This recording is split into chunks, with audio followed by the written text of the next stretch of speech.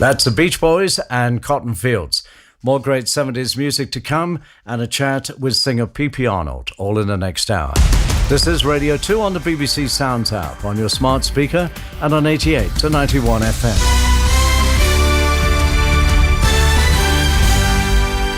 BBC News at 4 o'clock. This is Adam Porter. 9 Conservative MPs have now thrown their hats into the ring to succeed Boris Johnson as the leader of the party and Prime Minister.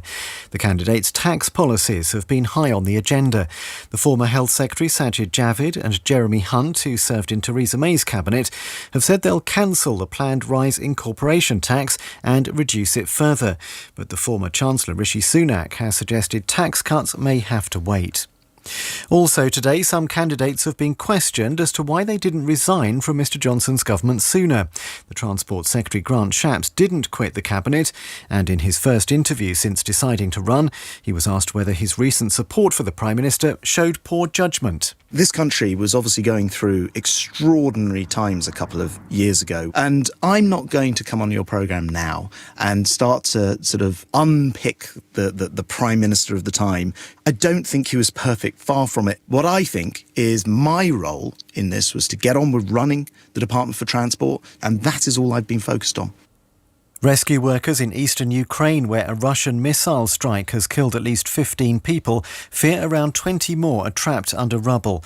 Rockets hit an apartment block in Yassif Yar, completely destroying one side of the building. At least 15 people have been shot and killed in a bar in the South African township of Soweto. Police said several men armed with assault rifles and handguns opened fire randomly last night before fleeing in a minibus. Taban Molloy is a community leader in Soweto. It's terrible, I'm telling you. People don't know what to do.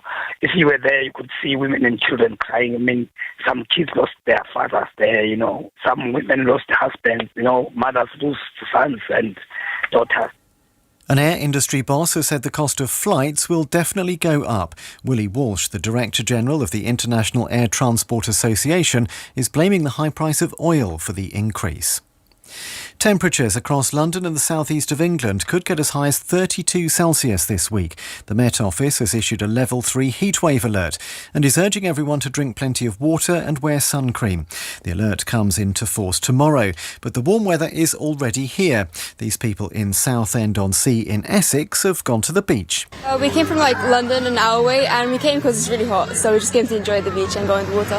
It's lovely to come down with a lovely hot day just to relax and chill with the grandchildren. You start getting a bit hot, so when you go to the beach you're able to swim in the sea so you cool off. Scotland has recorded its warmest day of the year so far. Temperatures reached 26.7 Celsius in Aboyne in Aberdeenshire. At Wimbledon, the defending champion Novak Djokovic has fought back to take the second set in the men's singles final. He saved 4 break points to win 6-3 and level his match against the Australian Nick Kyrgios at 1 set all.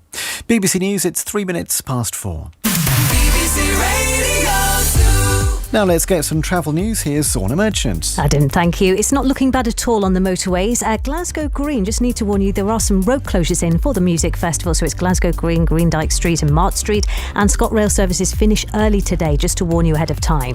County Durham, it's the A167, which is closed in both directions near the Croxdale roundabout at the A167 there. That's through to York Hill at Thinford. Investigation work after an accident going on. And very slow on Merseyside. It's on the M57 heading south at Stockbridge Village at Junction 3. Now that's where there was an accident. There was a vehicle which overturned. It has gone from the scene, but a little bit of a queue left. North Wales, the A55, the North Wales Expressway, Junction 31 at Kaiawys and through to Junction 32 at Holywell. We've had a car on fire there, so all traffic was being held. The M6 still looking quite slow heading north, so it's up past Preston, heading towards the M55. Not quite as far as the lakes though, it's just around that section there, possibly Blackpool traffic really. And the M6 around Junction 4 at 42, the M42 at Coleshill through to Castle Bromwich at Junction 5. Queuing traffic there. Southbound queues as well. They're a little bit busy around Junction 10 at Walsall. It's just a little bit of a concentrated queue there around Junction 10, and that's it really. Further down it's a lot better.